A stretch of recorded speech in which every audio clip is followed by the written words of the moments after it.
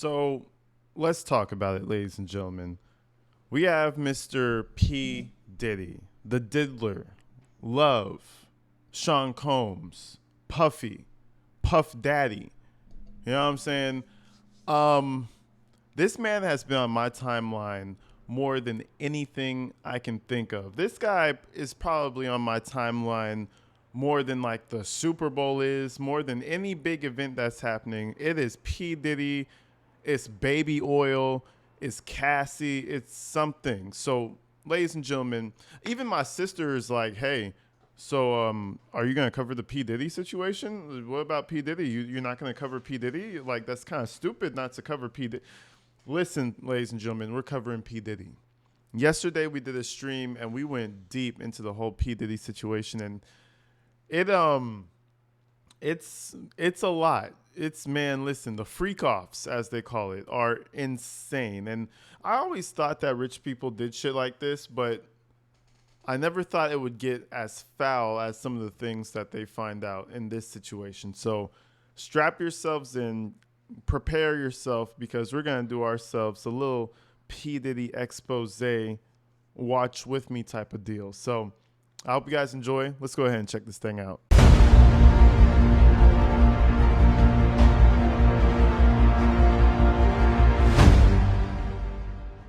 We're going to check out the arrest video real quick. And then there's, of course, Law and Crime.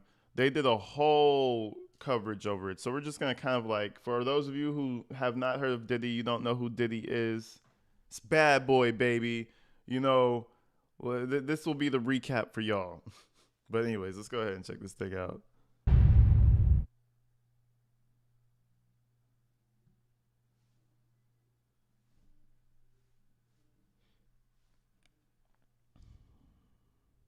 So that's him. I think that's like his whole, that looks like one of his sons right here. This is like his whole entourage, and the cops are waiting to, like, I guess, serve him. Or not serve him, take him into custody. Hold on.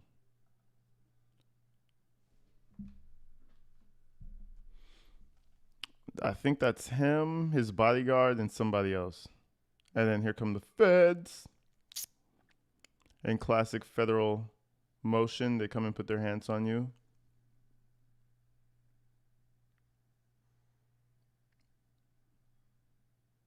These security cameras are off the chain nowadays. Like, look at all the motion detection and the listen. I don't know what's happening, but it's happening.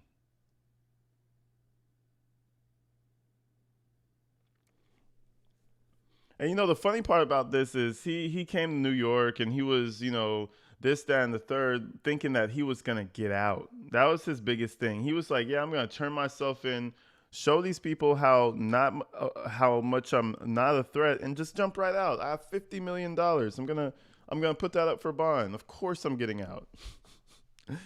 Not really, brother.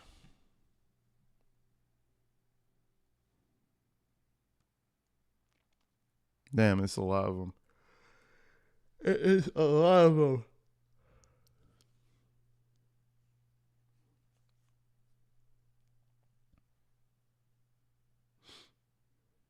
That's probably going to be the last taste of a good life that he's ever going to have. That right there is probably the last little bit, like, you know what I mean, being on top of the world for your entire life, basically. Your entire Did Sean Combs really try to blow up rapper Kid Cudi's car? It's a stunning allegation. What the fuck? Nah, but for real though, you know, that's it, bro. That's like, he probably walked out of that luxury hotel like, I don't even think it was a luxury hotel. They said it was kind of like a regular ass hotel. But he walked out of that shit like, damn, you know? This is it, boys. This is it. But one thing is, I will say, he's snitching on somebody.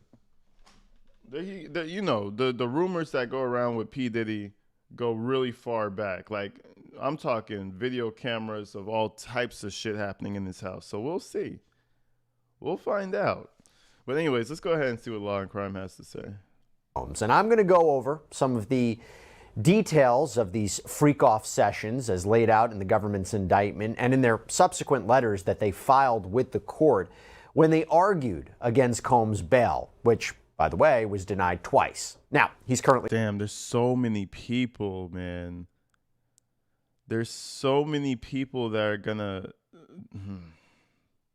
see. This is the Epstein situation all over again, but just instead of like Epstein being like the rich guy who all the politicians used to hang out with, like this is like the rich guy that all the Hollywood used to hang out with, and maybe some politicians on top of that sprinkled in. If he turns up dead, I'm gonna say it from now. Diddy did not kill himself. Let's start that trend right now. Diddy did not kill himself, okay, folks? He didn't do it. It wasn't him.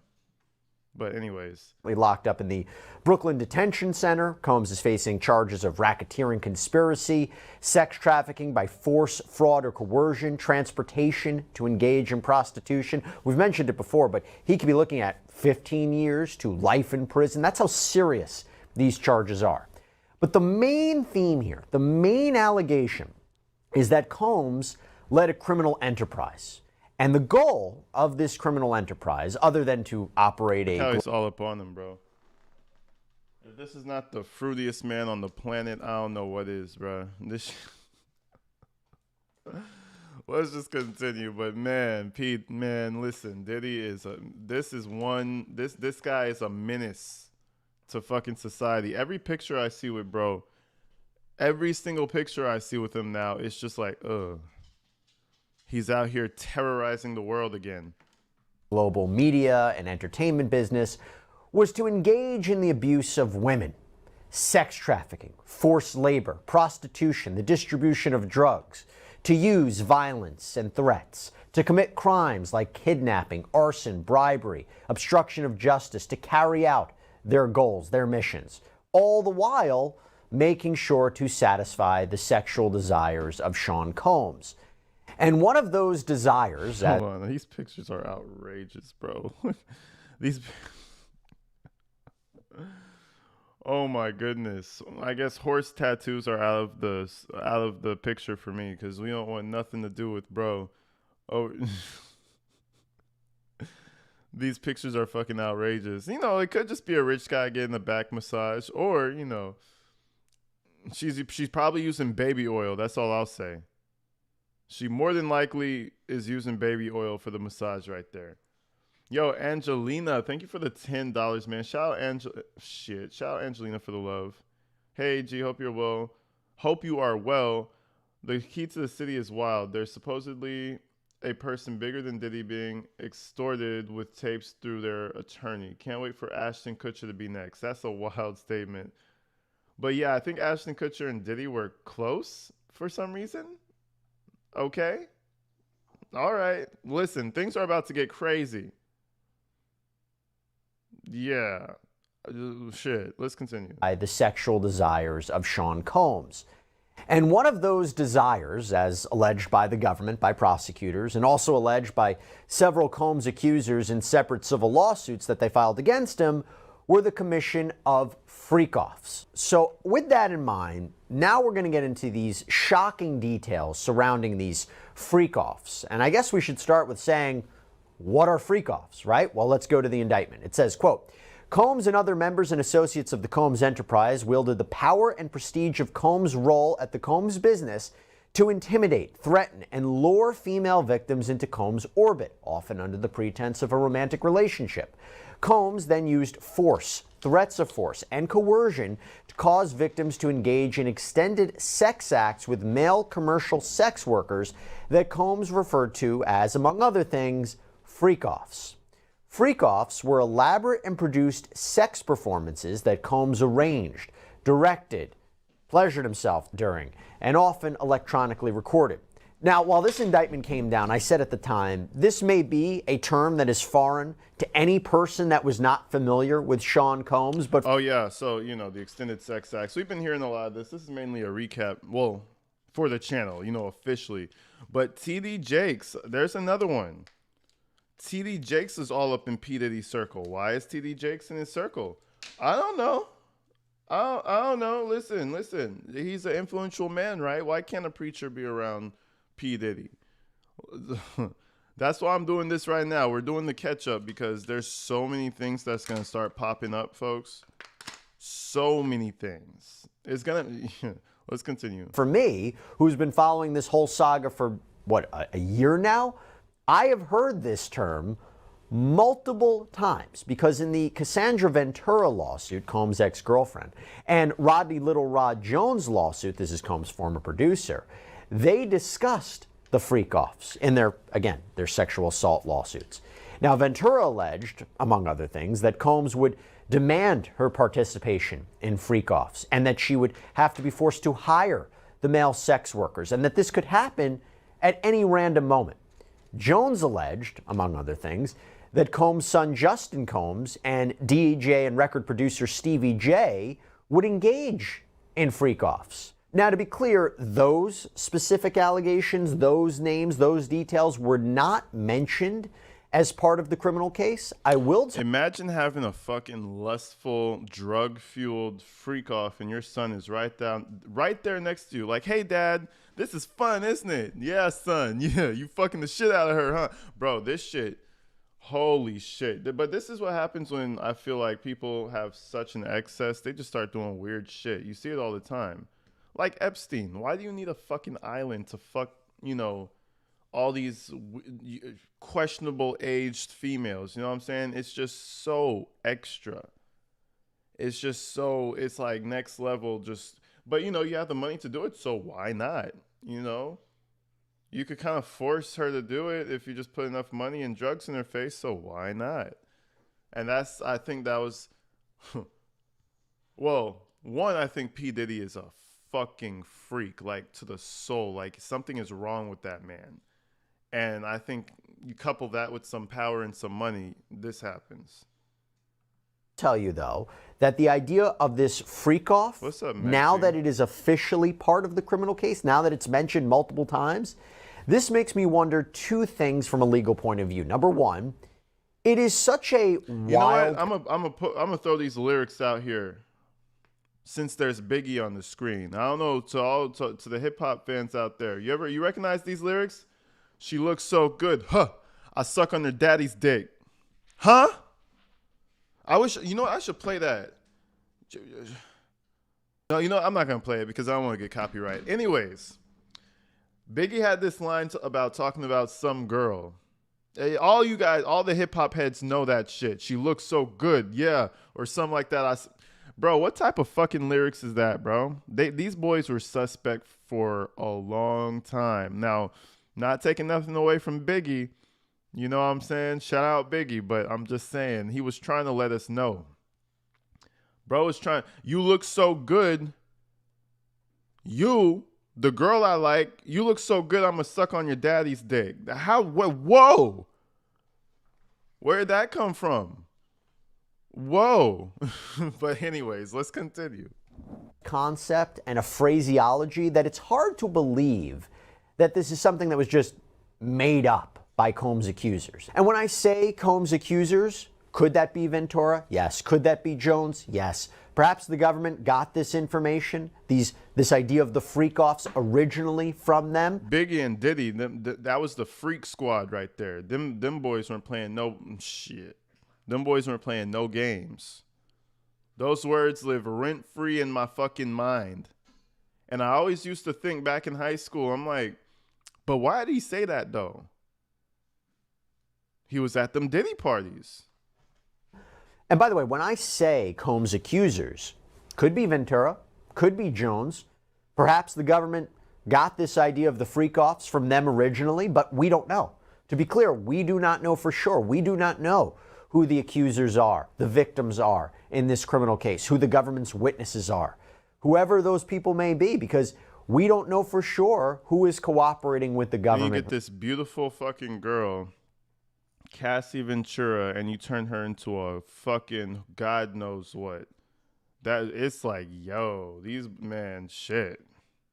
Yeah, it's it's tough. But I always think, whenever I think about famous people, maybe not to the Diddy level of things, but not even famous people, but like super mega rich people, bro. I always think to myself, I'm like, they're probably doing some weird shit. Maybe.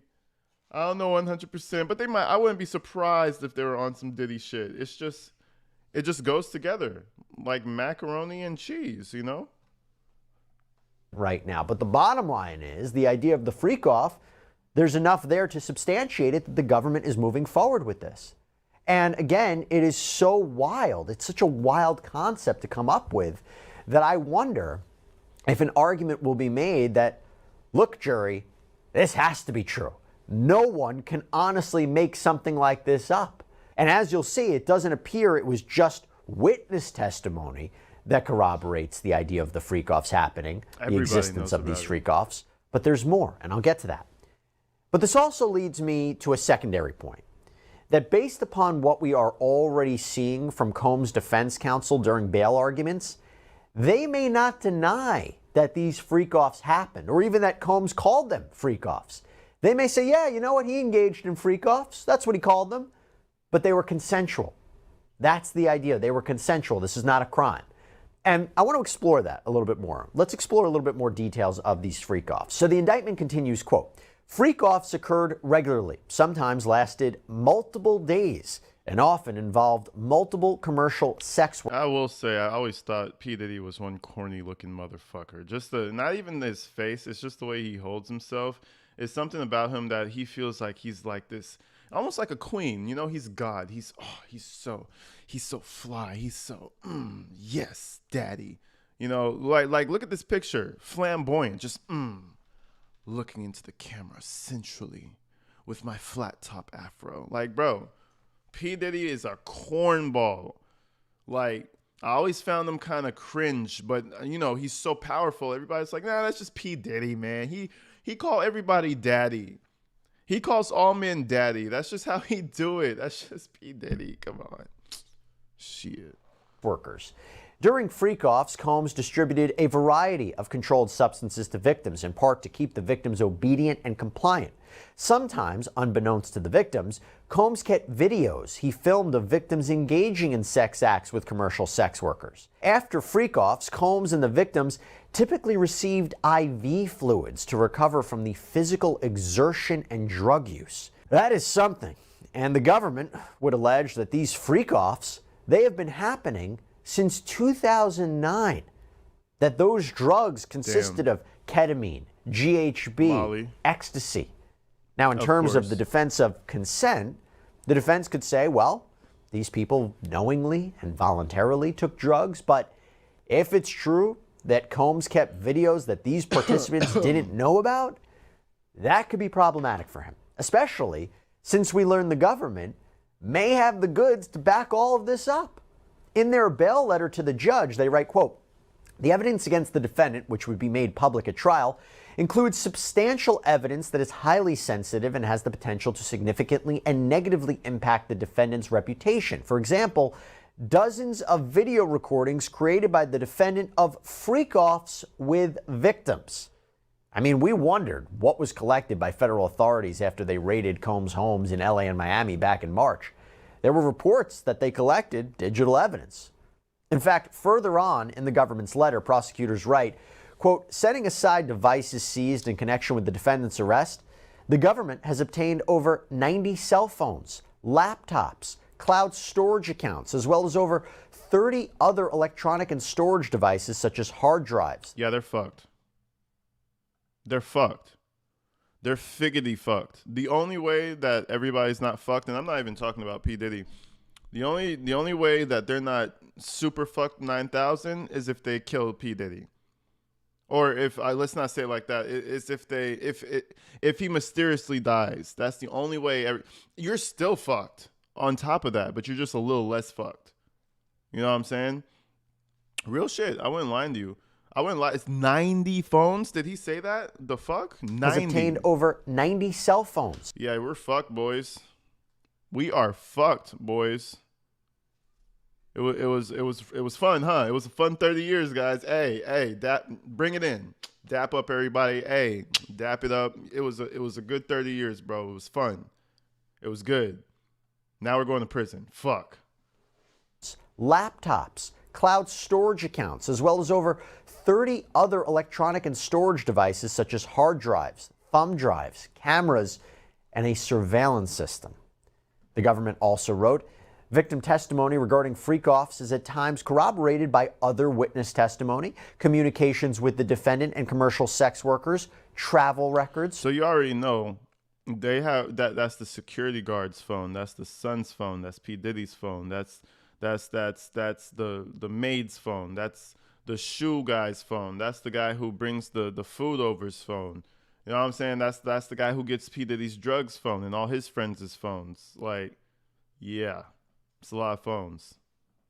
Hotel records. And you have to think, why 90 phones? I mean, this guy's a billionaire. He has a whole security. He has a whole staff that he pays on monthly. You know, he probably spends like 50, 60, 70, 80, $90,000 a month on just, you know, staff or some shit.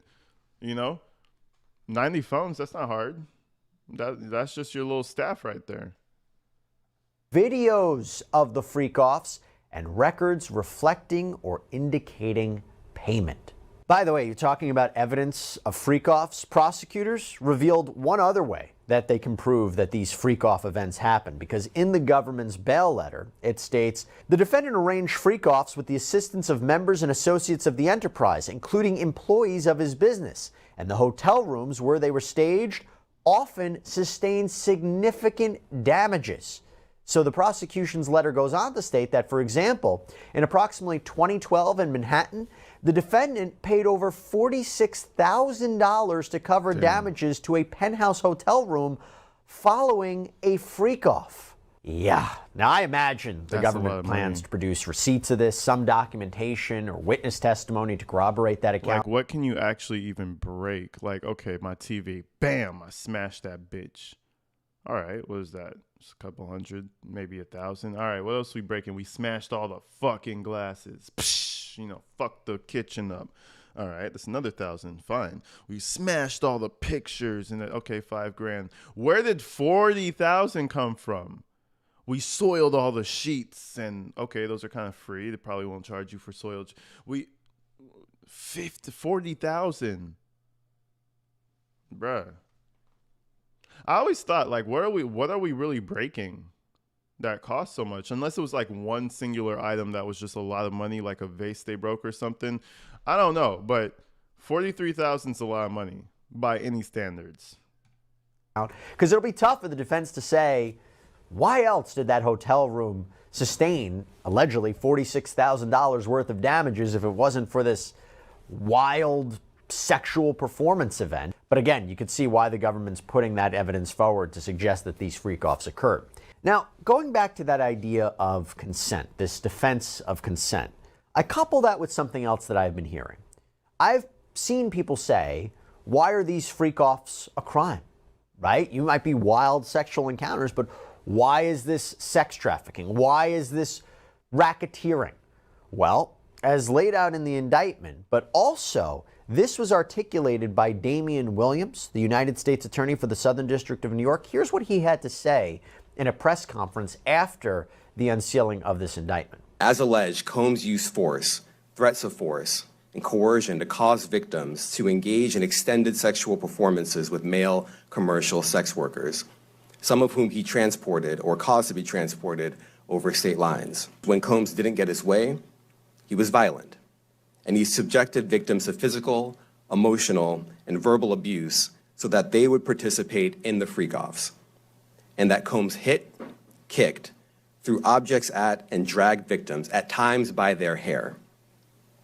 On one occasion in March of 2016, that conduct was captured on video and later reported in the media. Specifically, Combs kicked, dragged, and threw a vase at a victim in a Los Angeles hotel when the victim was attempting to flee. As alleged, these assaults often resulted in injury. So I'm not going to play the video, but I'm sure everybody's seen it. He's talking about the Cassie situation. The vase gives it away, obviously, and then the kicking and the hair pulling and everything else. Everybody's seen that video, right? That's really what sparked this. Well, nah, it was going to happen anyway, but I feel like that's what really elevated it. And it really turned everybody else against P. Diddy. Like, you know, everybody else.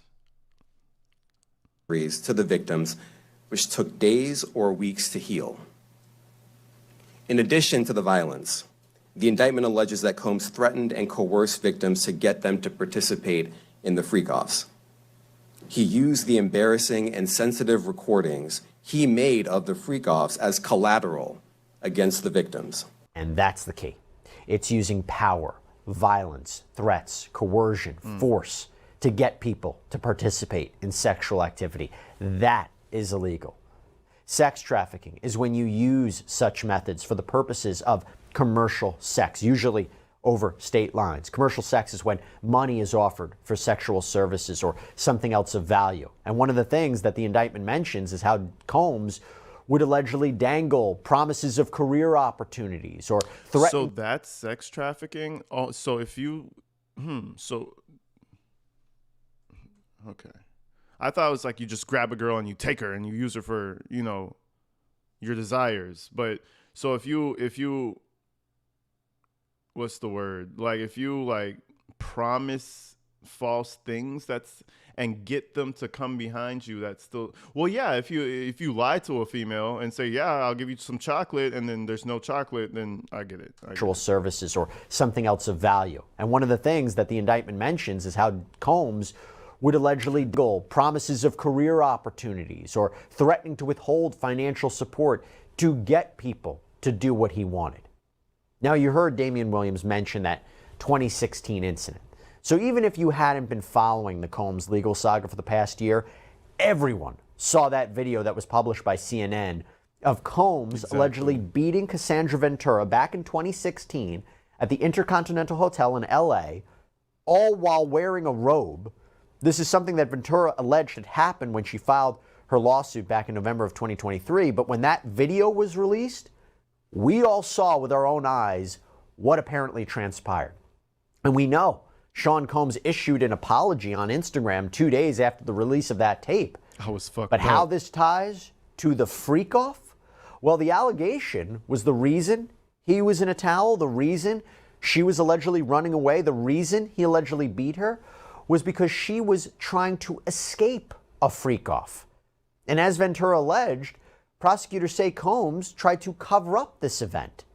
In the bail letter, prosecutors write, quote, when a member of hotel security staff intervened, the defendant attempted to offer the hotel security officer a stack of cash to ensure his silence. I would have took that stack of cash and said, yeah, I won't say shit. And then I would have went straight downstairs and snitched on his ass. Shit. Thanks for the money, stupid. But you know what's crazy, though? We didn't see nothing about that video up until a few months ago. So clearly the the security officer, right, took that money and didn't say shit. Let's not assume that's what happened. Let's not assume that he's a terrible person. But it's kind of sounding like, okay, well, how come nobody heard about it?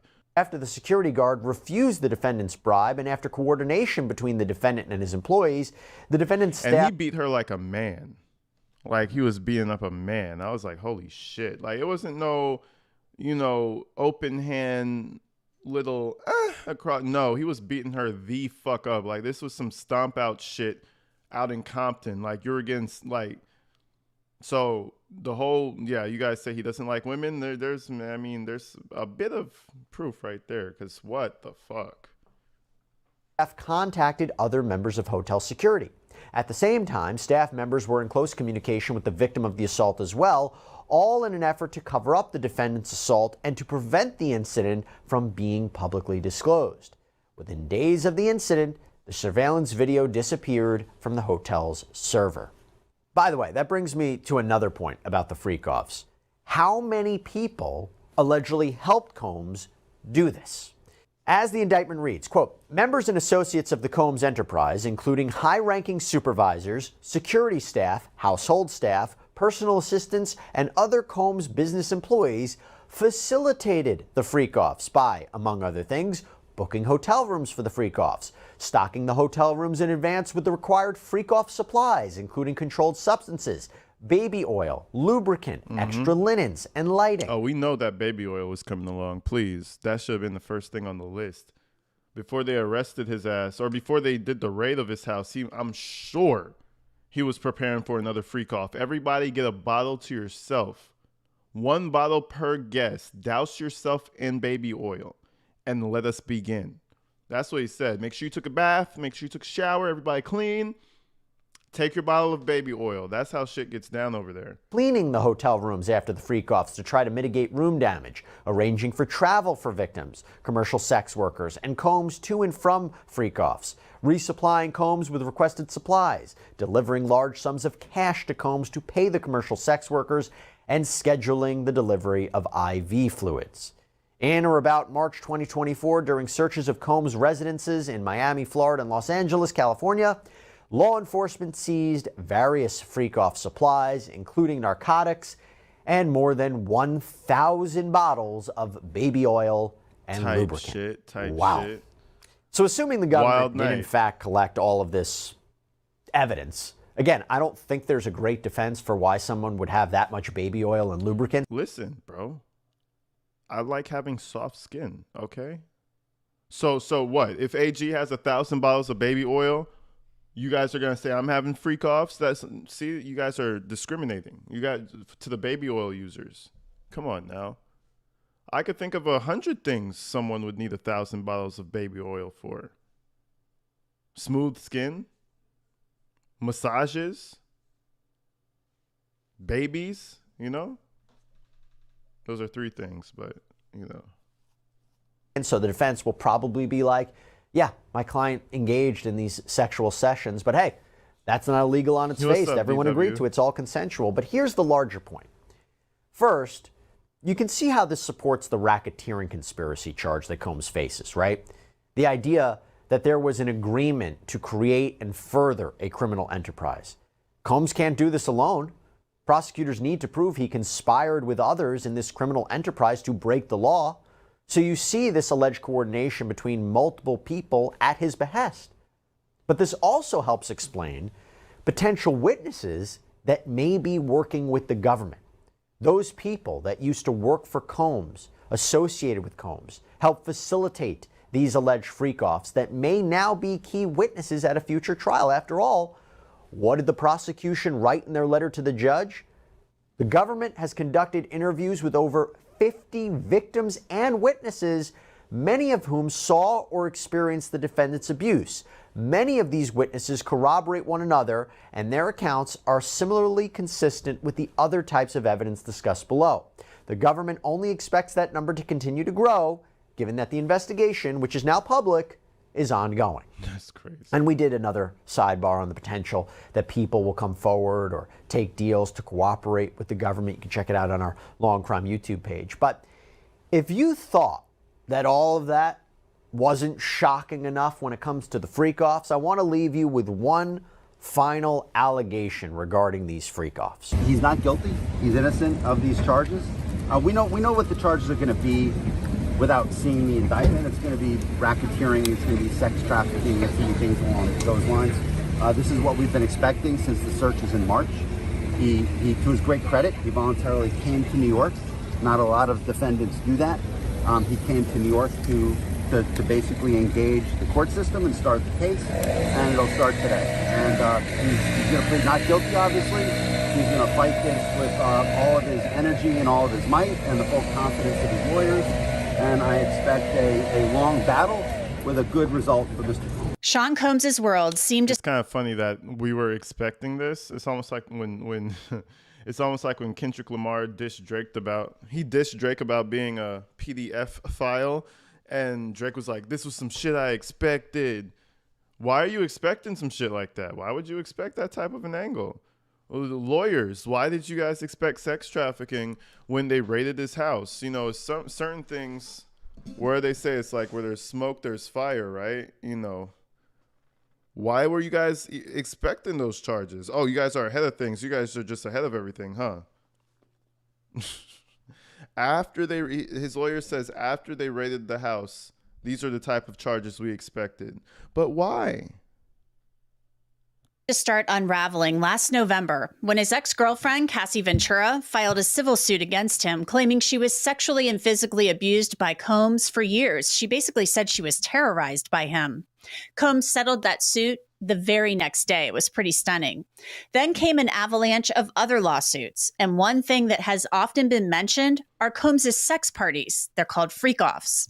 The U.S. attorney discussed the freak-offs in the very next day. That means they saw that lawsuit the night panicked, paid her anything she fucking wanted, and tried to zip it up immediately. I remember that when that happened. In a press conference. As alleged, Combs used force, threats of force, and coercion to cause victims to engage in extended sexual performances with male commercial sex workers, some of whom he transported or caused to be transported over state lines. Combs allegedly planned and controlled the sex performances, which he called freak-offs, and he often electronically recorded them. The freak-offs sometimes lasted days at a time, involved multiple commercial sex workers, and often involved a variety of narcotics, such as ketamine, ecstasy, and GHB, which Combs distributed to the victims to keep them obedient and compliant. As alleged, when Combs didn't get his way, he was violent, and he subjected victims to physical, emotional, and verbal abuse so that they would participate in the freak-offs, and that Combs hit, kicked, threw objects at, and dragged victims, at times by their hair. The feds lay out in more detail how these freak-offs were organized in the indictment. Combs and other members and associates of the Combs enterprise wielded the power and prestige of Combs's role at the Combs business to intimidate, threaten, and lure female victims into Combs's orbit, often under the pretense of a romantic relationship. Combs then used force, threats of force, and coercion to cause victims to engage in extended sex acts with male commercial sex workers that Combs referred to as, among other things, freak-offs.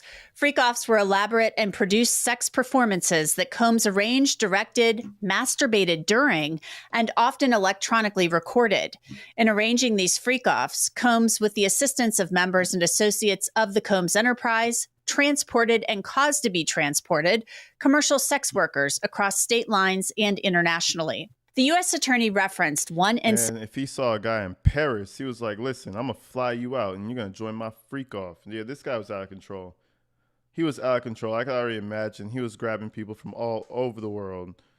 I bet you they're all dudes, too. He finding all the strapping young men. Then he'll bring his girlfriend around to make the, even things out. Bro is out of control. Incident of someone being abused during a freak-off that sounded eerily familiar. Remember Combs' ex-girlfriend, Cassie Ventura, who I mentioned earlier, and that explosive video obtained by CNN that showed Combs chasing her down a hallway and stomping on her? Well, U.S. Attorney Damian Williams referenced an incident that sounded a lot like that incident at the hotel in Los Angeles in 2016 that involved Ventura. On one occasion in March of 2016, that conduct was captured on video and later reported in the media. Specifically, Combs kicked, dragged, and threw a vase at a victim in a Los Angeles hotel when the victim was attempting to flee. As alleged, these assaults often resulted in injuries to the victims, which took days or weeks to heal.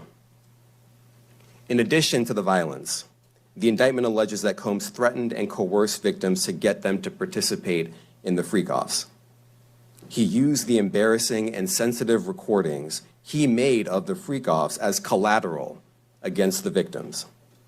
And the indictment alleges that he maintained control over the victims in several ways, including by giving them drugs, by giving and threatening to take away financial support or housing, by promising them career opportunities, by monitoring their whereabouts, and even by dictating their physical appearance. Because of all of this, the indictment alleges that the victims did not believe they could refuse Combs without risking their security or facing more abuse. Sean Combs may be the person facing the charges, but the feds are accusing him of using his business empire to run a criminal enterprise, and they say he wasn't doing this alone. And Combs has been charged with RICO conspiracy. He used his business and employees of that business and other close associates to get his way. The U.S. attorney says those employees included high-ranking supervisors, security staff, household staff, personal assistants, and other Combs business employees. They facilitated the freak-offs, according to the indictment, by, among other things, booking hotel rooms for the freak-offs, stocking the hotel rooms in advance with the required freak-off supplies, including controlled substances, baby oil, lubricant, extra linens and lighting, cleaning the hotel rooms after the freak-offs to try to mitigate room damage, arranging for travel for victims, commercial sex workers, and Combs to and from freak-offs, resupplying Combs with requested supplies, delivering large sums of cash to Combs to pay the commercial sex workers. And this next one is a bit shocking when you read it because it shows that these freak-offs, since they were alleged to have gone on for days, were physically grueling and taxing. The indictment says Combs's associates actually had IV fluids delivered for participants. It continues, in or about March 2024, during searches of Combs's residence in Miami, Florida, and Los Angeles, California, law enforcement seized various freak-off supplies, including narcotics and more than 1,000 bottles of baby oil and lubricant. So federal prosecutors are saying Sean Combs had stockpiled lubricant and baby oil that was used in these freak-offs. A lot of this information started coming to light late last year when Cassie Ventura filed a lawsuit against Combs, which was remarkably settled the very next day, as I mentioned earlier. But more lawsuits followed with more allegations. And U.S. Attorney Damian Williams says Combs and his team tried to get those making the allegations to stay quiet. And as the indictment alleges, in late 2023, after public allegations were made about Combs's crimes, he and others pressured witnesses and victims to stay silent, including by making phone calls to witnesses and victims and giving them a false narrative of what they had experienced. Damn, that's crazy. So you're going to go and fuck their heads up. And then at the end of it, you're going to go and try to gaslight them real quick. Like, no. See, that's not what happened. Remember, you were on the drugs. Remember, you took all that ketamine. I have the video. This is what actually happened. You said, yes, I do want this to happen. Okay? So you can't be going saying lies. He was probably all up in their minds, bro. Crazy shit. And, you're on drugs like that. The fuck are you really going to remember? All you know is something was wrong, right? Yeah, that's crazy. He was, And as alleged, that's professional levels of gaslighting right there. Combs used others to help conceal his abuse by monitoring and preventing victims from leaving a location in order to hide their injuries, or by locating and contacting a victim who had attempted to flee. Combs had been in New York for several days anticipating the indictment. News Nation obtained exclusive video of him talking with his attorney and one of his sons in a park over the weekend. But the feds swooped in Monday night and took him into custody. He's officially charged with 3 counts: racketeering conspiracy, sex trafficking by force, fraud, or coercion, and transportation to engage in prostitution. First, this office is determined to investigate and prosecute anyone who engages in sex trafficking, no matter how powerful or wealthy or famous you may be. No one should doubt our commitment on that. A year ago, Sean Combs stood in Times Square and was handed a key to New York City. Today, he's been indicted and will face justice in the Southern District of New York. And if you keep that in mind, the mayor who actually gave him the key to the city is also indicted for stealing thousands of dollars and shit. So, wait, no, thousands, millions of dollars. Second, we are not done. This investigation is ongoing, and I encourage anyone with information about this case to come forward and to do it quickly. Anyone with information can call 1-877-4-HSI-TIP. According to the indictment against Diddy, investigators Eric Adams, that's the guy's name. Adams. seized more than 1,000 bottles of baby oil and lubricant from his home.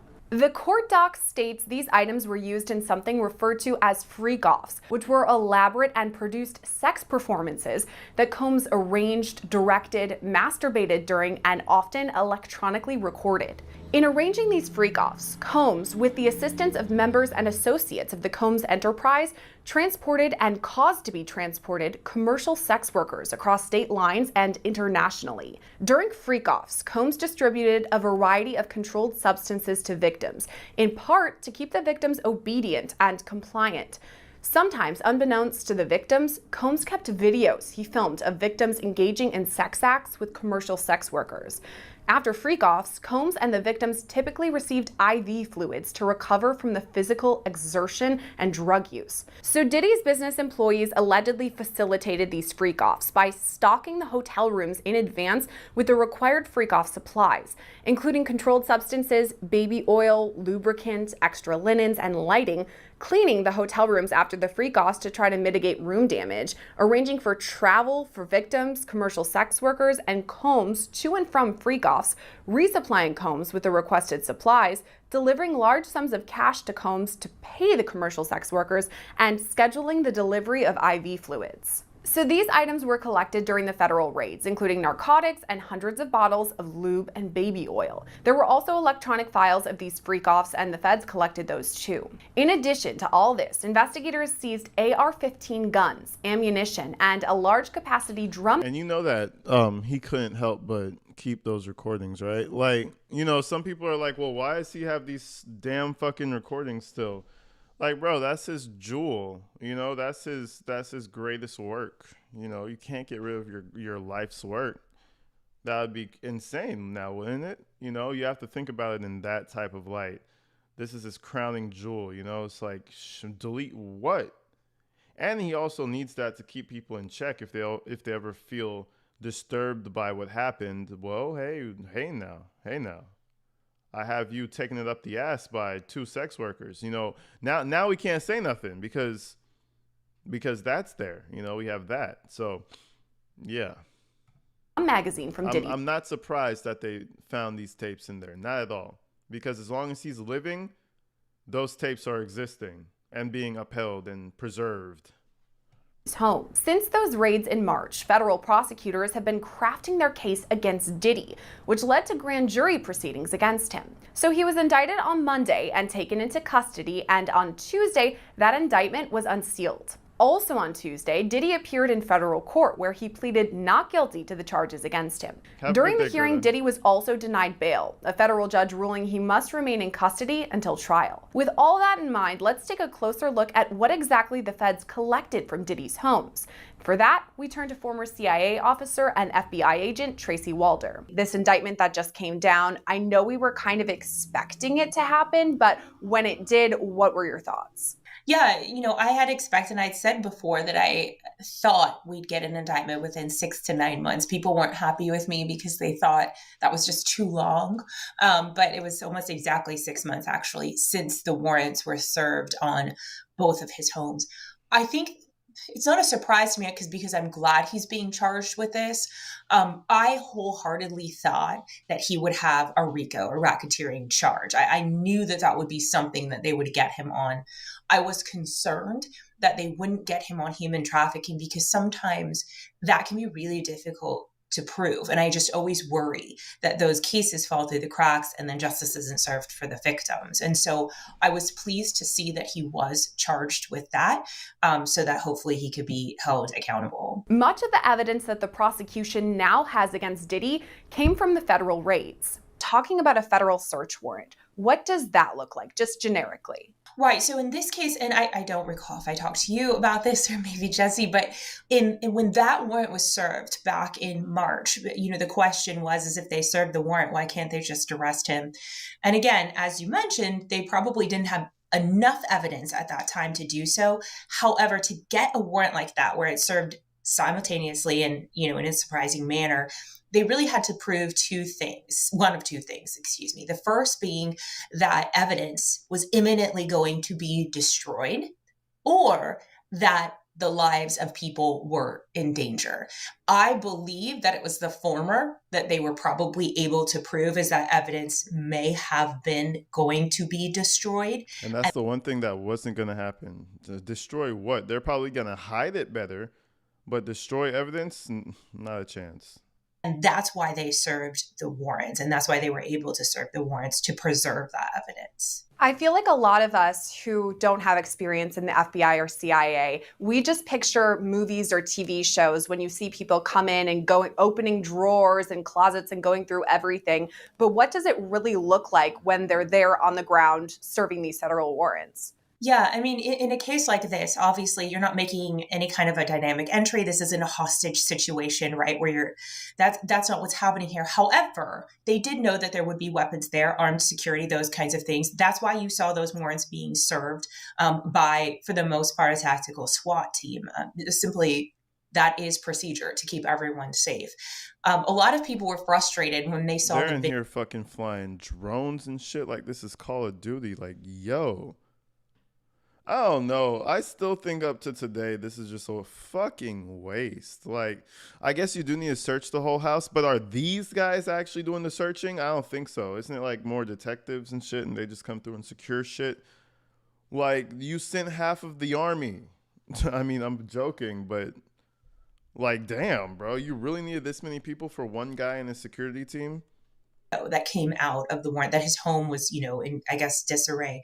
But again, and I had said this before, my gut said they were looking for digital evidence, which is in that indictment. There's a lot of mentions to digital evidence. And that's why they tore up couch cushions. That's why they made holes in walls. They were looking for flash drives, tiny devices where these things were stored. And so all of that is done methodically. It's all cataloged. And in a case like this, where you're not necessarily rushing, to put out a fire or something like that, it was all done in a very methodical way. You typically go through room by room to catalog all of that evidence. They said, we are finding this guy. Now, there was another theory that went through. They said, Diddy had a lot of politician friends, this, that, and the other. And the real reason that the raid happened was because somebody knew, after the Cassie situation, somebody knew that things were going to be bad. So they get the, what's the national security, whatever. You get them to go in there and you get them to destroy certain things. Now, that's a really far-fetched idea, but I've heard it all. And I mean, it would make sense that, instead of have him just disappear again, like another Epstein case, like, oh, he just hung himself, maybe we go in there and we destroy the evidence that we don't want coming to life. But, again, I think that's a far-fetched theory. But you never know, man. We'll just have to wait and see. Closer look at all that evidence. Diddy had 3 AR-15s seized during the federal raids that had been defaced. What do you think that would look like, though? Because weapons obviously are very dangerous. We don't want them to go off. How is that collected? Well, they typically clear the weapon, right? They're going to go ahead and take the cartridge out of it and make sure that there are no rounds, obviously, in the chamber, and then disassemble it to be taken back as evidence. What's interesting is the AR-15s that they found. Some people have AR-15s. It's legal in some places, but they found that the serial number was scraped off of them. And that I thought was interesting because I don't know if Diddy didn't want those traceable to him or if he had received them on the black market. What's interesting is that we just recently, in the second attempted assassination of former President Donald Trump, we saw those federal charges for tampering with the weapon, where he, the alleged attempted assassin, scraped off or made not legible the serial number. So why is it that Diddy might not have received charges like that? So in terms of Mr. Ralph, that's the individual currently charged. And that, I believe those are just simply placeholder charges. If you want me to be honest with you, I don't think they're really going to move forward with those. I think they're going to go with much larger charges, but they haven't had the element of time, right, that they've had with Diddy. They arrested him immediately after, 45 minutes after this attempt. And so they did what they could with what they had at that particular moment in time to keep him in custody. And so I think that's why you didn't see those with Diddy. These are much larger charges with Diddy. They don't need those kind of places. And P. Diddy doesn't have to have guns with he doesn't have to have guns with serial numbers scraped off. Like, what? Why the fuck would you need that? Get you some security, get you some real AR-15s with legit serial numbers. So, that whole situation, I don't know. He's not a gangster or anything. He might be somebody that somebody doesn't like, but why would you need those guns not traceable? I don't know. But maybe they were taking them overseas, over state lines. I don't know. Maybe if they had to do something and they had to get rid of them.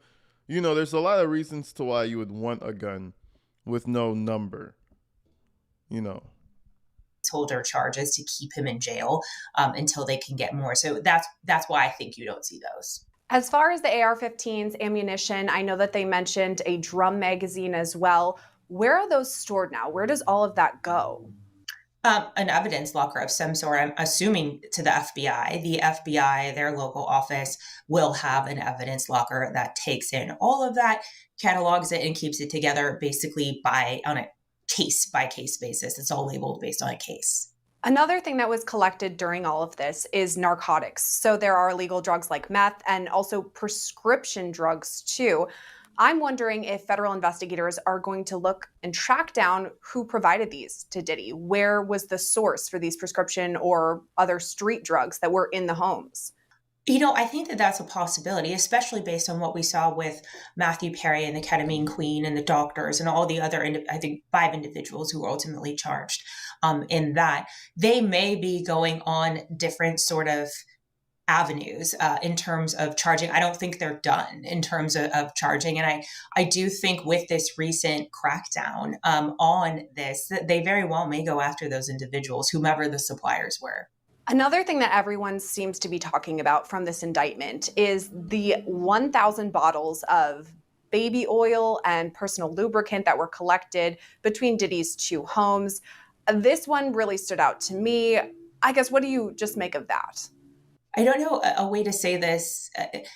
Based on what was in the indictment regarding these freak offs that's what they call them in here. I think that's what Diddy. It was a lot of butt stuff. It's not really hard to understand. Come on. We're getting our colons checked at Diddy's party. That's that. I mean, come on. Just say it. Just say it. They were checking colons. They were getting the good old finger, or maybe something a bit more broad and wider. And they're doing the good old colonoscopy. You know? That's all. And they're doing a lot of them. So clearly we would need a lot of baby oil. It's not that difficult. He called them, quite frankly, the severity at which they were, the length and duration at which they were. I'm actually not surprised that that's what was collected ultimately from his home. It's absolutely horrific. The fact that some of these victims needed IV rehydration afterwards, couldn't go out because they were so injured as a result of this. It's absolutely horrific. And now, based on what we've learned of the magnitude of those freak-offs, it's unfortunately not surprising. What would it look like for investigators to go through and, I guess, document everything that they have as far as the electronic evidence while maintaining the anonymity of the survivors, I guess? I'll tell you one thing, though. Diddy's about to have a new definition of a freak-off in jail. They're going to be like, hey, in here, we don't do the baby oil. We do it with spit, okay? Gives us better grip, It's all about that grip in prison. Out in the real world, they want to have that civil booty play and all that shit with the baby oil. That's for the birds. That's for the weaks. You get to prison, you upgrade to big boy status. You start getting the good grip with spit. It's all you need, baby. One good loogie in the booty and you're good to go. That'll last you for the whole afternoon. Right. And I think that's why in the indictment, you really don't hear much mention of victims. Just give them one of those and you're good. For those who have read it, there's victim 1 that is mentioned in it, but there are no names that are mentioned. And I believe that that's done on purpose. The prosecution wants to have a rapport with these victims to continue to get information from them. And we don't want to re-victimize them. No one deserves that. And so I think doing this in an anonymous way is what we should be doing with these victims. But I think part of the issue, part of what took some time actually in terms of going through all of this, as you mentioned, there was video evidence of these freak-offs. You have to go through now and identify everyone who is in those videos. And that really can take some time. Listen, we got J-Lo, we got Ashton Kutcher, we got TD Jakes, we got LeBron, we got hella people, man. I'm here for it. I'm here for it. Shit, listen, there's so much shit. There's so much people who are shook right now. J-Lo, we need to know about you. How was sex with Diddy? Let's just be real. Let's just out with it real quick. J-Lo, was it normal sex? Just let us know. That's all we want to know. And were you forced to do anything? Maybe he wasn't really ramping up his freak-offs back in the J-Lo era. But there's this one picture. Hold on. There's this one picture with Man, listen, we got Leonardo DiCaprio. Man, it's not looking good, guys. It's not looking good, folks. We got Kevin Hart. Look, Kevin Hart's a little guy. You can lift up Kevin Hart. Imagine the vicious back shot some of these men were receiving right here. This shit is not a laughing matter, guys. Look at this shit. Look, man, we don't know what was happening. Look at Leo back there. Leo is chilling, legs all up in the air and whatnot. Bottle of Bel Air. Oh, it's a good time. It's a good time. Got the little cigarette in hand. Okay, we trying to level out. We leveling out. All right. Cool. It's cool or whatever. Listen, shit out here gets wicked in the streets, folks. Tedious task. I don't know that they were able to identify every single person that appeared in these videos, but I am certain that they were able to identify some of them. And those are the interviews that they did. And that's what ultimately led to an indictment. These are some of the major things that people are talking about because they were mentioned in the indictment. But is it possible that the feds... Justin Bieber? Shit, Justin Bieber is another one. I don't have legal guardianship of him, but for the next 48 hours, he's with me. So, and we gonna go full crazy. We're going crazy. Steve Harvey? I didn't hear the Steve Harvey one, but I don't not believe you. You know what I mean? I don't not believe you. And shit. Once I heard TD Jakes, it's all bets are off. Who knows? Who the fuck knows is over there? Shit. Oh, God. And Meek Mill. Y'all are shit. What's up, King Son? What's up, King Son? Your boy toots his ass up in the air. Oh, I'm just trying to enjoy this life, daddy. No, let me stop. Hey, what's up, King Son? Man, you doing it, man. You deserve it, daddy. You putting in that work. Proud of you. I love you. Toot that ass up, daddy. Yeah. What's up, King Son? Man, you doing it, man. You deserve it, daddy. Look at how that asshole toots. Not asshole. Look at how. Look at how that ass toots up when he pulls over, though. At first, this is Meek in a very, what's the word? Is it vertical or horizontal? Horizon.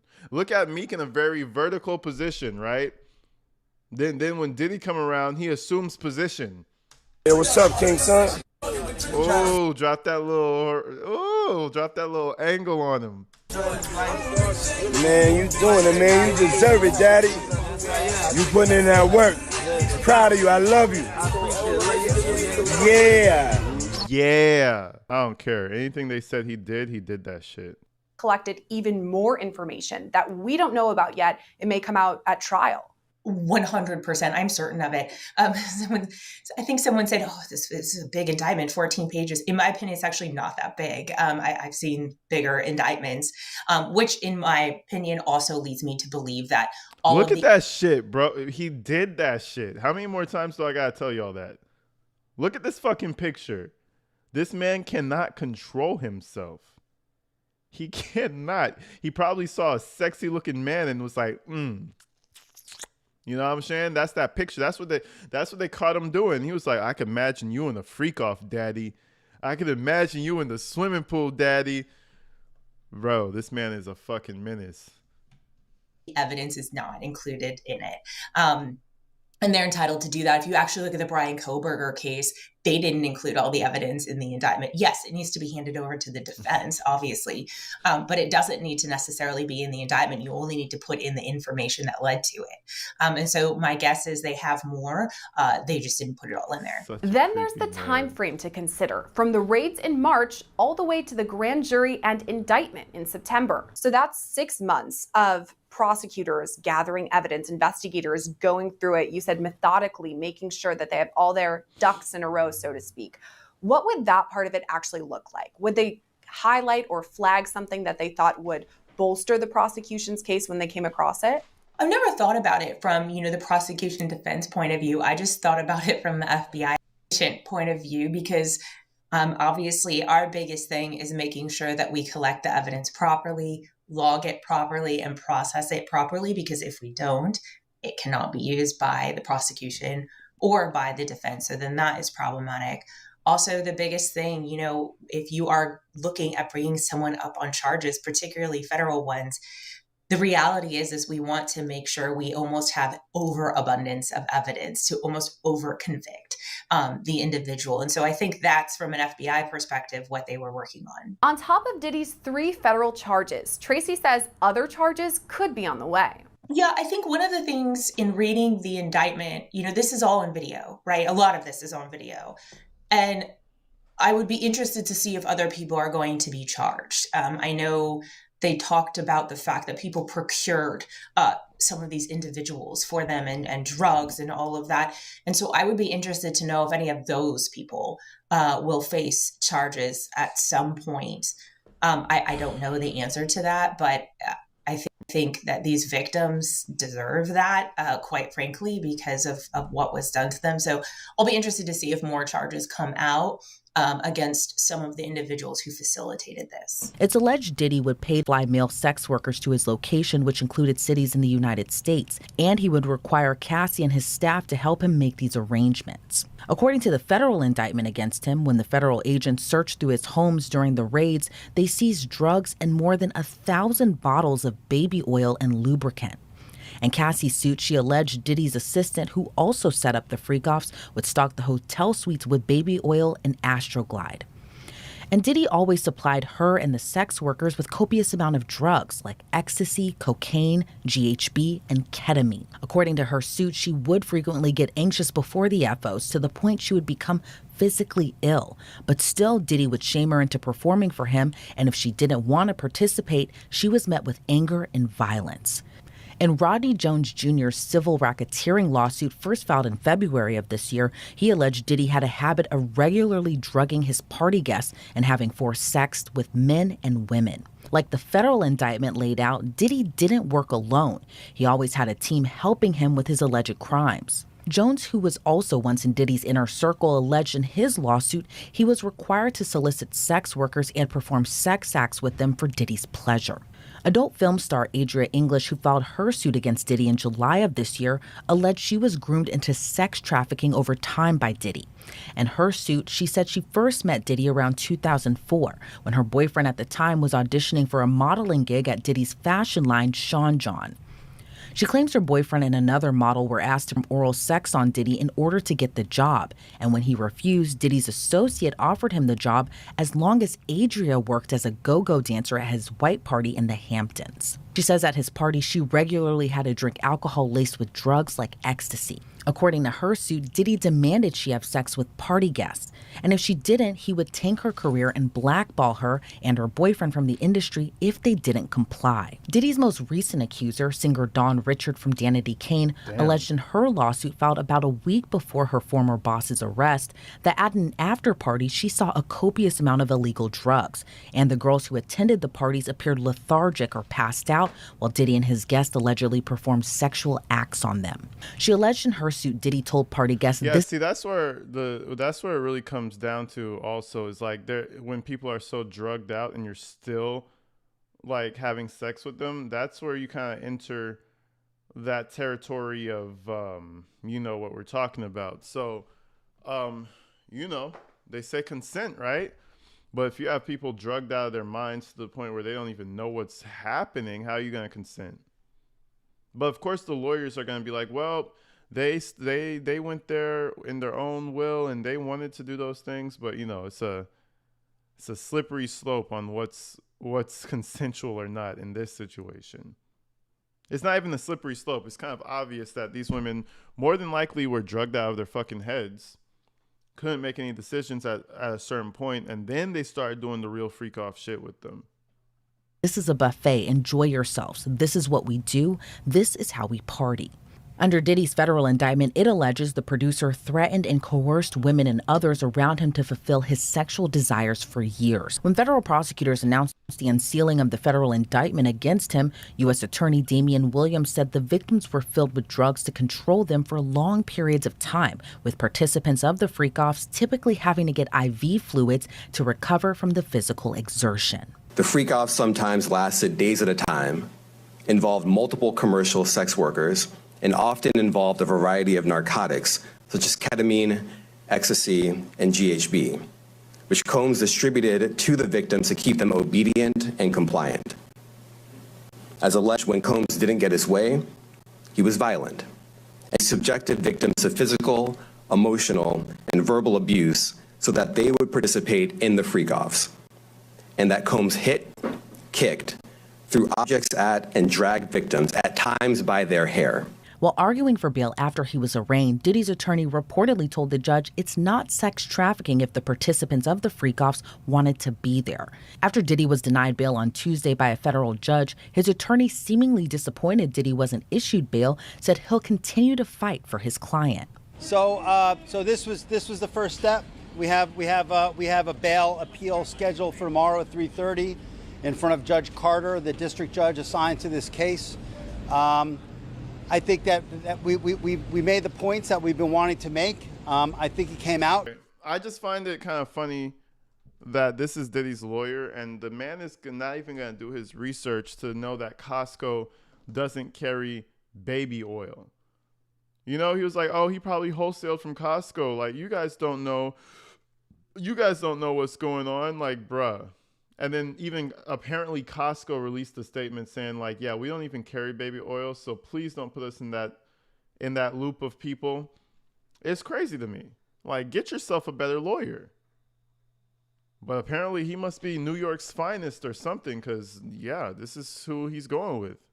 Combs is a fighter. He's going to fight this to the end. He's innocent. He came to New York to establish his innocence. He's not afraid. He's not afraid of the charges. There's nothing that the government said in their presentation today that changes anyone's mind about anything. He's been looking forward to this day. He's been looking forward to clearing his name, and he's going to clear his name. And we're going to stand by his side as he does. We believe in him wholeheartedly. He didn't do these things. This was a 10-year relationship. There's no coercion. There's no crime. There's basically just, someone who brought a civil case and now is finding themselves as a witness in a criminal case. And we're going to fight this case with everything we have, as is he. And eventually he's going to be shown to be innocent. And so tomorrow we fight again. And we'll fight every day until we don't have to fight anymore. Now the once beloved, but also to some feared music mogul, will have to wait to eventually face his fate in federal court. Is he really I'm beloved? joined now by a really great guest, and that's... According to the indictment, these were highly orchestrated performances of sexual activity in hotels and other locations with drugs. They would go on for days. There were cases of baby oil brought in. There were IVs given allegedly to the victims to recover from the physical exertion and drug use. Were there doctors involved? Who else knew about this? What about the hotel workers? What about all the participants? And only until Cassie finally spoke up did this thing start to unravel. And kudos to Cassie. And my other reaction was, it shows you that people can make a difference in this. And one person speaking up can make a difference. It also shows you how laws can make a difference. The reason why Cassie spoke up was because the New York legislature passed a law that extended the statute of limitations for sexual assault cases civilly to create a new 1-year period that allowed victims to sue their alleged perpetrators even after the statute of limitations was long past. That's what allowed Cassie to come up with her lawsuit, file it, and that's what set all... I'll tell you, Cassie got some life-changing money after that. Like, she could be her own woman, she could start a business, she could buy a mansion, take care of her family. But was it worth it? Because I'm telling you, she's never going to be the same. I mean, from that beating alone, you can tell that that's probably some regular shit. The way he's just so comfortable with stomping her the fuck out and shit like that. So, was it worth it? I don't know, man. I mean, I guess take the good from the bad situation, but yeah, that's what, how much was it? 30, 50 million, some shit like that. Was that worth it for all that shit you went through? I don't know. That's her answer, I guess. And reading through the many civil lawsuits that Diddy was already facing and comparing it to the indictment, you can't help but see a pattern of alleged abuse. Many of his accusers, even outside of Cassie, have alleged Diddy has drug/laced them, sexually assaulted or raped them at these parties. Now that Diddy has been arrested, could their claims in the civil lawsuits be used against him in the federal case? Well, yeah, expect to see them testify in the federal case. Now, there's a different standard in civil and federal. In criminal law, we have to prove cases in criminal law beyond a reasonable doubt. In civil cases, just a preponderance of the evidence. And there's looser evidentiary rules in civil cases than there are in criminal cases. But do expect to see those complaints that were made civilly to come back against him criminally, because when you allege something in a sworn pleading that something happened, yeah, that can come back in a criminal proceeding against Diddy as long as the statute of limitations has not expired. And in this case, you have this pattern alleged of racketeering activity, of sex trafficking, things that could put him in prison for the rest of his life. And so key to this will be the victims and the witnesses taking the stand if it ever goes that far. Now, for Diddy's sake, he's the big fish here, but I'm sure there are other big name individuals who were involved in this, who attended the parties and partook in this, and he may want to start singing because that may be his best chance to avoid the rest of his life behind bars. And one of his accusers, Rodney Jones Jr., the producer who sued Diddy earlier this year, he claimed he was required to solicit sex workers for these parties. He said many in Diddy's camp were also required to do this. Does that automatically qualify as sex trafficking if they're recruiting these women, potentially even men, for these parties? And what does that tell you about the people in Diddy's inner circle and some of the requirements they had to do in a way to kind of meet his needs? If women were recruited in the parties to have sex with other people in exchange for money, then that would be human trafficking if they were underage, the women, or if they were adults, if they engaged in this with force, fraud, and coercion, meaning that you'd have to prove for sex trafficking, if there was an adult victim, that there was force, fraud, or coercion. Otherwise, it's prostitution, and prostitution would not be just prosecuted at the federal level. It would be mainly a state crime, but the feds are looking at sex trafficking, which can get you up to life in prison. And the sex trafficking is really a serious crime that involves a commercial sex trade. But again, for an adult victim, you have to have force, fraud, or coercion. And that is what is being alleged here. You can coerce people into having sex with others, or if you drug them up to make them have sex with others, that would be enough to charge someone with sex trafficking. And yesterday in court, Diddy's attorney made kind of an interesting argument. He said, is it sex trafficking if everyone wants to be at the freak-offs and wanted to be there? And the defense reportedly went on to say they don't want the federal government in their bedroom. What do you make of that argument? And do you believe that this is a case about just sex?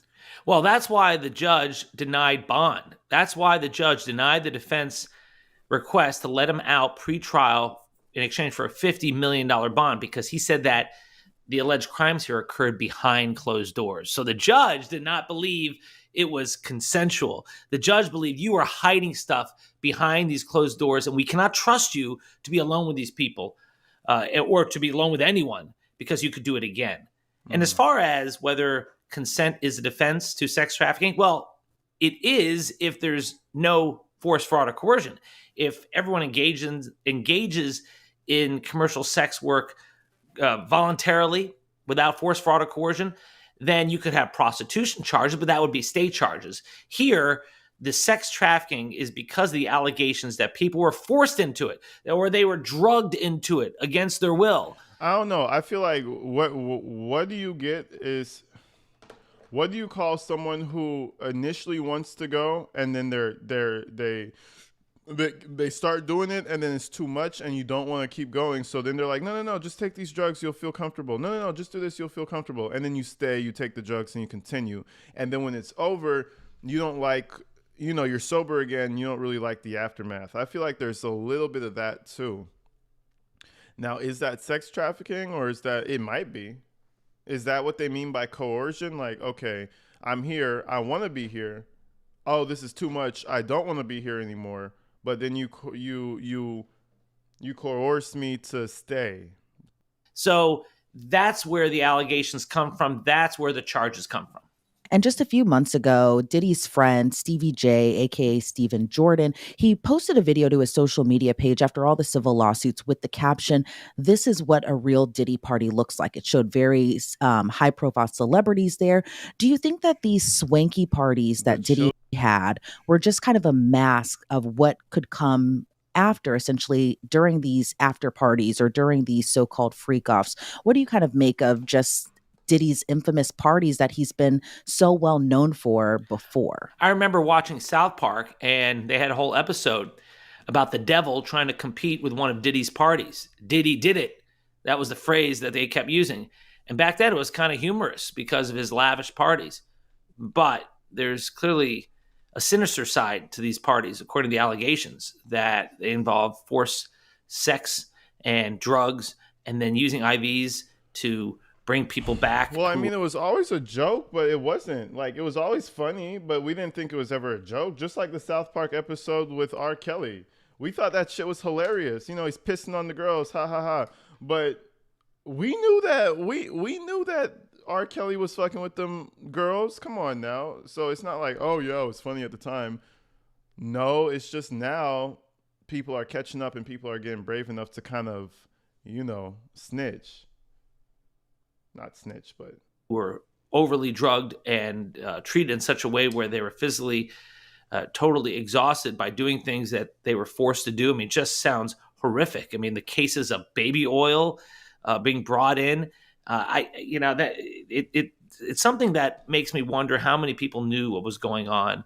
You know, big parties are one thing, but when you start forcing people to do things against their will, and then you allegedly tried to blackmail them so that they're forced to do it by saying, we're going to show videos of you, we're going to extort you into having our way with you, or else we're going to expose your deepest, darkest secrets. That's a crime. And that's something that no one should be partaking in. And that's where perhaps some other big names will start to be revealed if they actually partook in this. Because what you saw here is a series of crimes, not just fun parties, but crimes. And that also brings me to my next question. Do the celebrities and the others who have attended his parties need to be worried right now? Absolutely. You know, if a celebrity attended a big party and just hung out at the buffet table, that's one thing. But if you go into the other wing of the party where all the sex trafficking was occurring, yeah, you got problems. And, their defense maybe, I didn't know. Well, you can't stick your head in the sand and just say, you're innocent. At some point, I was just participating in the orgy. I had no idea that these were trafficked women from Germany. I was just getting my dick wet. Who knows? Shit, I was just hammering away. They said it was a buffet, right? Come on, bro. You're not going to get away with that. And I see a lot of people saying Jay-Z in the comments. I see a lot of people saying a lot of names. It's going to be a very interesting beginning of the year to maybe ending of the year when a lot of these names get revealed. And I'm thinking probably before the end of the year. Cat Williams said in 2024, everybody's getting exposed, right? So let's see if I'm giving it to December, man. We're going to start seeing names like, oh, we never knew. Oh my God. You have to be responsible for your actions. And so I've heard some rumors of some big names being involved. Not going to mention it because I don't have any proof, but it will come out if there's evidence that these celebrities partook in the horrors of the parties. So we'll see soon enough. And are you surprised Diddy isn't facing any type of cyber charges, given he allegedly filmed and kept recordings of these encounters at the so-called freak-offs? There could always be a superseding indictment, whereas the evidence comes in, they could charge him with other crimes. But right now, the crimes they're charging him with would keep him behind bars for the rest of his life.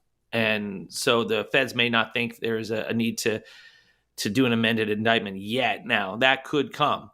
But I thought perhaps there'd be some federal firearms charges, because I thought there were reports when they raided Diddy's places that there were people there with guns, and the feds take that very seriously if they're violating federal firearms laws. I mean, look at the assassination attempt against Donald Trump. You see the gun laws were the first ones to be filed. So perhaps that's coming, or perhaps they don't have enough evidence there. But generally, when the feds raid your place, come in, guns a-blazing, someone's going down. Someone's going to get indicted. And how hard is it to try a sex trafficking case? Given Diddy's enormous amount of power he had in Hollywood before, do you see there being any trouble with I like her nose ring. witnesses coming forward, even though Diddy is now behind bars? I think the fact that Diddy does not have pretrial release, that he is behind bars, will encourage victims to come forward, knowing that they'll be protected, especially as the evidence mounts. All it takes is one to start, and Cassie was that one. And then you have others who followed. So there's safety in numbers, and I do think you'll see people testifying. And as far as how hard it is to prove sex trafficking, well, you have to prove it's a commercial sex act and that there was force, fraud, and coercion, or coercion. And that's what you need. It's a serious crime, and even if that can't be proven, there are racketeering charges involving other crimes. So there's other charges and more if there's a superseding indictment. But this is not looking good for Diddy right now, and that's why I'm thinking that perhaps his best defense may be to try to tell the feds about all the other people who were involved in this. And, I was down at the courthouse just yesterday, and what I found kind of interesting in all of this was kind of how confident the defense seems to be throughout all of this case. I mean, now Diddy, who once was known to be untouchable in a way, now he is behind bars in a federal prison in Brooklyn. But are you surprised that the defense is coming off as confident as they are? I think they were kind of surprised that Diddy wasn't released on bail yesterday. These are highly paid, highly powerful, and highly successful lawyers, and they want to give off the aura of confidence. You don't get to be where they are by running scared. Now, I do think they were surprised that an offer of a $50 million bond, an offer of lots of restrictions, home arrest, would be rejected. But the court did what the court needed to do, because Diddy is allegedly a danger to the community and a flight risk for that matter, because he's got so much money. So I think the court made the right decision in denying bond. And when it comes to the impeding trial that we don't know when it's going to happen yet, but when it comes to the trial in this case, what type of defense do you see them exploring for trial? I think the defense has already been telegraphed. I think they'll say this was a consensual party. These were consensual acts.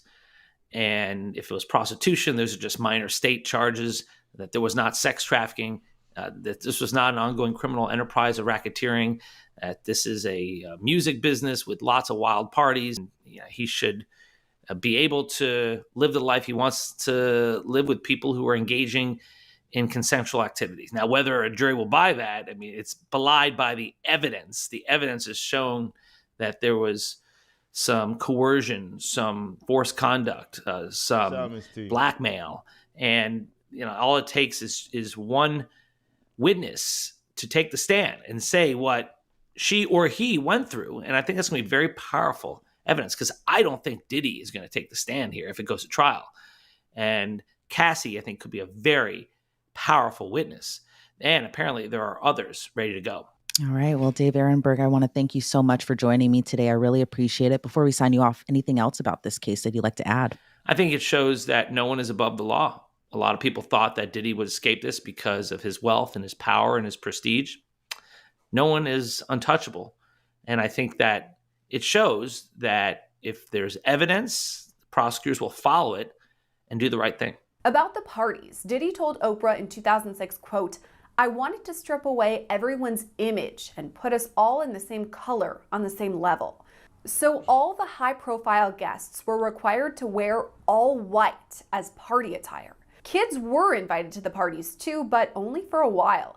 Their parents were allegedly given a 1-hour warning for when the kids would be required to leave and the real party would begin. There's allegations that at this adult portion of the party, there were illegal drugs like cocaine and ecstasy, sex workers, and other illegal activity. The parties were mainly hosted at Diddy's 4,500 square foot mansion in the Hamptons.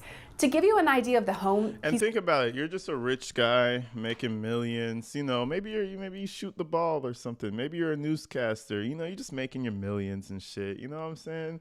And Diddy's like, hey, you guys want to fuck? Like everything? And you're kind of like, yeah, I'd like to fuck everything. And they're like, all right, you know, put the kids away, there's a lot of people that probably got sucked up into this shit. Like, you know, Diddy walk up, which one would you like to fuck? Out of all of them, you know, he's all suave. He's like, yeah, which one would you, you know, it's a buffet, man. You're a king, bro. Which one you want? You know, I bet you it really started like that. And it's like, okay, cool. Everybody's consenting. Everybody wants to do this shit. Cool. Let's have some fun. And then all of a sudden Diddy gets naked and he's like, hey, bend over, king. Bend over, king. Let me see that ass, king. And then you're like, wait, what the fuck's going on? But now you're on camera. Nah, see, this is what you signed up for, man. This is what you signed up for. Come on, daddy, bend that over. I'm telling you, that's how that shit started. The hella people got caught up with that shit, I'm telling you. Do a little cocaine, do a little Molly. Next thing you know, you're butt-ass naked with Diddy behind you, riding you like a pony. I'm telling you. He sold it in 2020 for $4.7 million. Later, Diddy moved the party to Beverly Hills and even co-hosted it with Ashton Kutcher. The last white party was to Beverly for $4.7 million. Later, Diddy moved the party to Beverly Hills and even co-hosted it with Ashton Kutcher. Ashton Kutcher getting his fucking freak on. Imagine Ashton Kutcher with two females just going crazy. Then you have Diddy behind them grabbing on his chest. So get the picture, like two girls on their knees, Ashton's right here, and then Diddy's naked behind Ashton just rubbing on his chest and caressing on him. I could see that happening. Listen, allegedly, of course. I could see that shit happening. The last white party was held in 2009. But now, more than a decade later, there are questions about the illegal activity there and whether these high-profile guests knew anything about it. And Mila Kunis. You might need to have a little conversation with Ashton. You know, you might need a little... For that, we turn to entertainment attorney Mitro Horian. We're looking back at all the allegations against Diddy, and he was in the public eye for many, many years. One of the main things that people knew him from, obviously rapping, but also he threw these elaborate parties, the white parties. Can you explain to me a bit about what they were? Yeah, the white parties were famous. Them's the brown parties. Them's not no white parties. That's some brown ass doo-doo going around. They should rename that shit to the brown parties. Everybody wear your best brown suit, cause we getting dirty out here.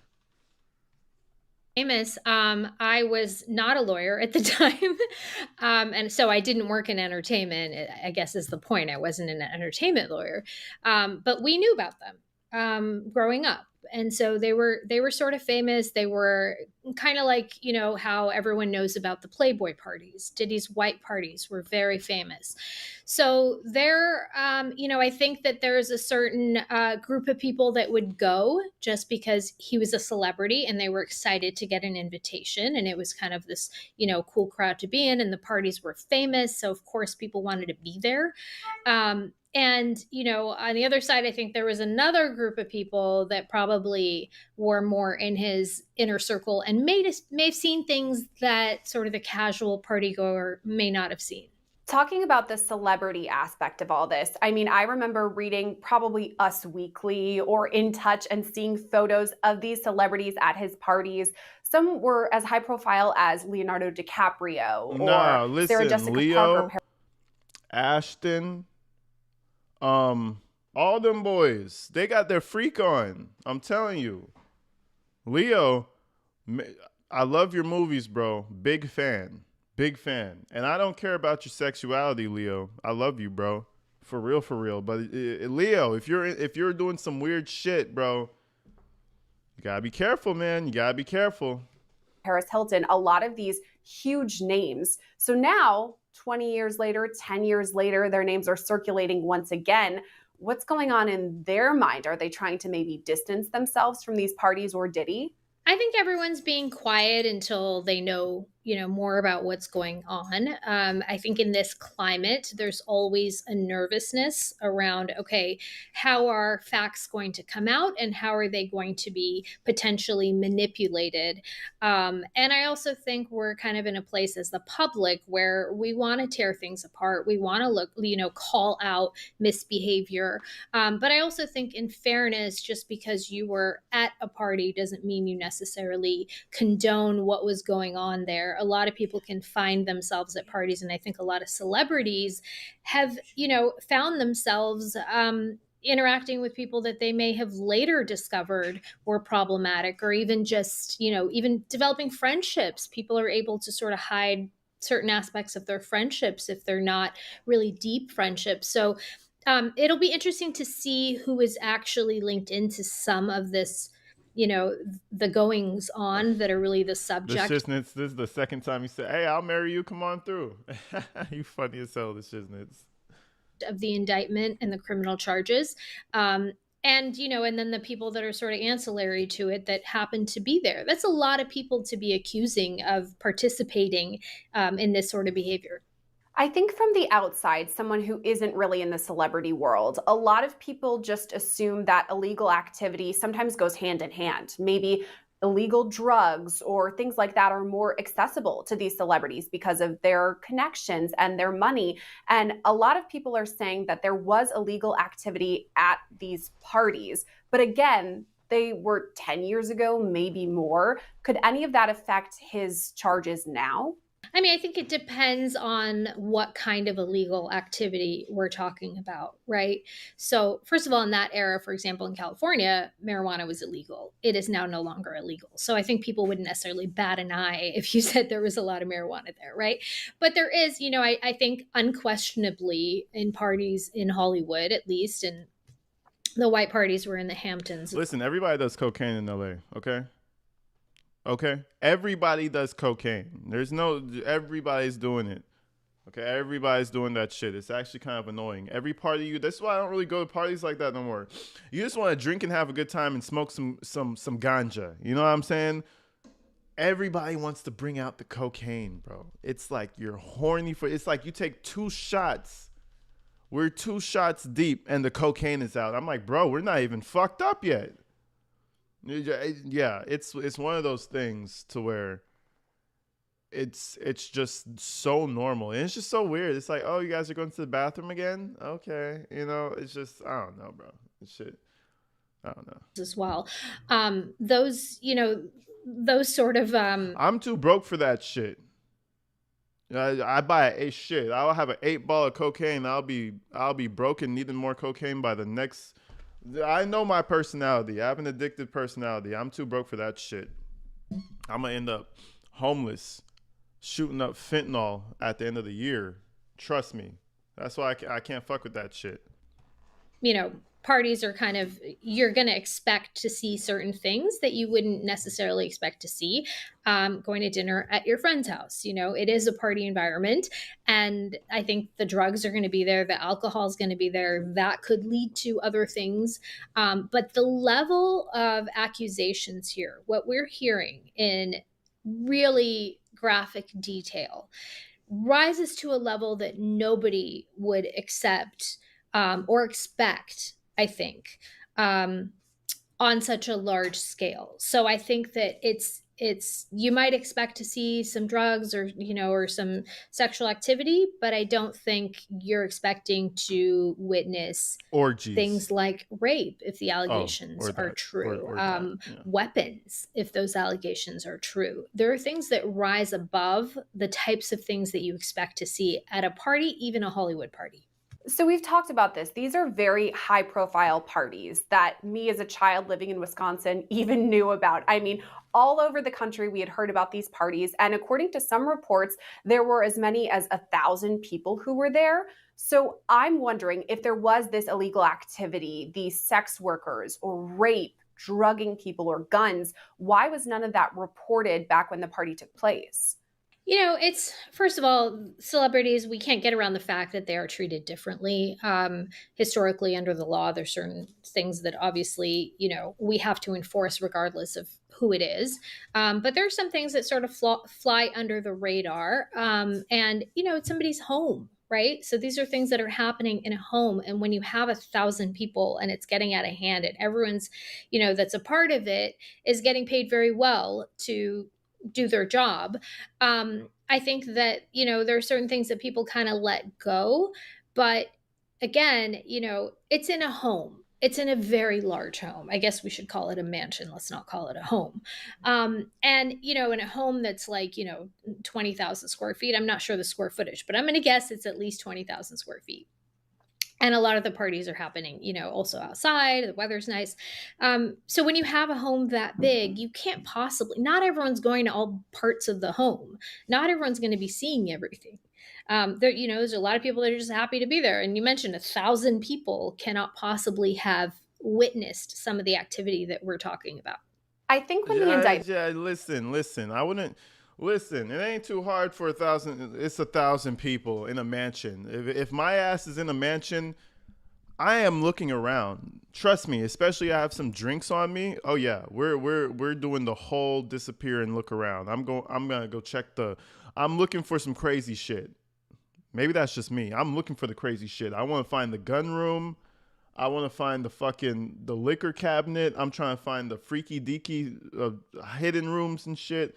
I'm looking around, and I would expect everybody else who got to be invited would be looking around. Like, this is Diddy's house. You're not gonna look around?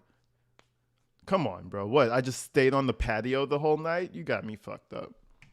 Came down, a lot of people were kind of drawn to the description of these so-called freak-offs because the allegations are just so shocking. The fact that they even had this name, they're freak-offs, then we hear more about the IVs that people were required to use afterward because of the exertion, just so many things going on here with these alleged freak-offs. And now I'm wondering, is it possible that some of these happened at any of the white parties? I think it's certainly possible. I think they could have happened anywhere.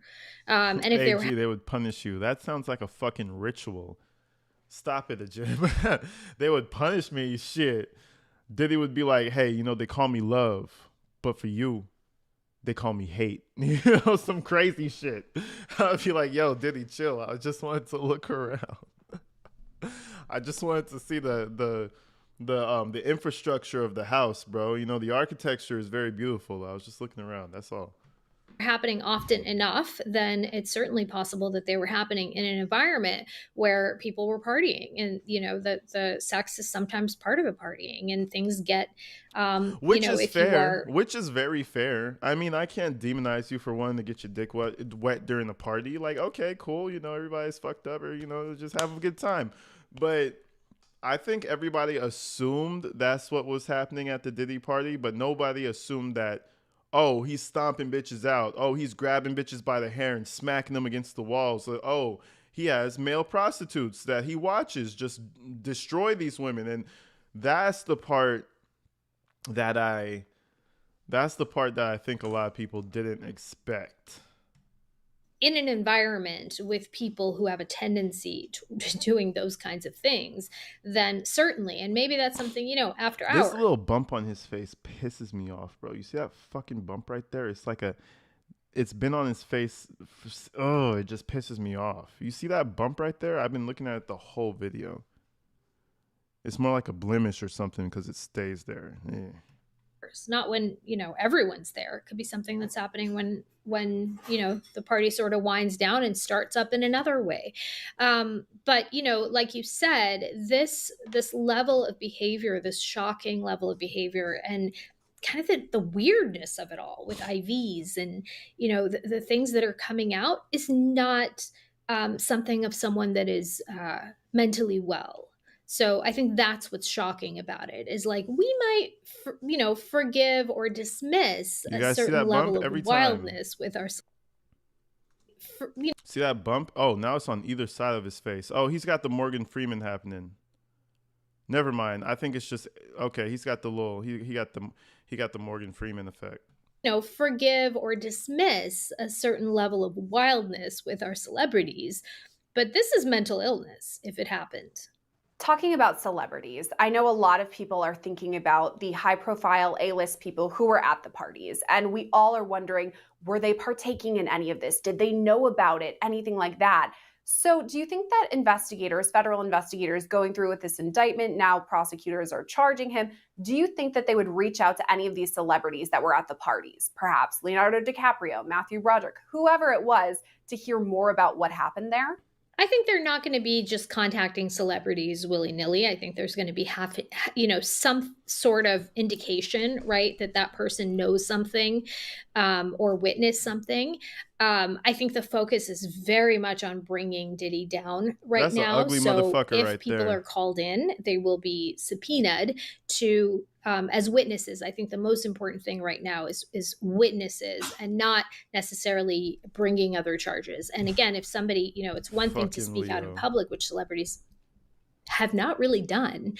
And it's another thing to be forced to testify in federal court. And I think we're going to be seeing a lot of that. Let's say somebody did see something. They're speaking with investigators. They're subpoenaed, like you said. Is it possible that they then would testify when it comes time for the trial? They would have to testify, right? So if they are compelled, they will have to testify. Now, remember, we have a Fifth Amendment right not to incriminate ourselves. So there's a way around certain questions that may arguably allow for, that right to be exerted. And I think even, the possibility of witnessing something and then that could potentially be incriminating, like a participation or allowing, without reporting these things. And I think that, there's going to be a little bit of a fine line when you talk about witnessing when it comes to the Fifth Amendment. You also spoke about how not many celebrities have really addressed this Diddy situation. A lot of them were close friends with Diddy, but ever since the allegations and now indictment, we haven't heard much from them. Why is it, do you think, that they're keeping quiet? I think that people are, first of all, scared. It is very common to be taken down if affiliated at all with individuals that are known for this kind of behavior, this criminal activity. There's a very real fear of criminal charges, but then there's also the other aspect of it, which is people's careers and livelihoods. And maybe some of it is, some people just don't know enough. And I think the interesting part of this is this was, the original, the origins of all of this was so long ago. We're talking decades. Like most of the celebrities that were around him was, when he was really at his height in the 90s, right? So 90s. No, that's not true. There's celebrities surrounding him the entire time. There's always big time names. There is always big time names surrounding P. Diddy.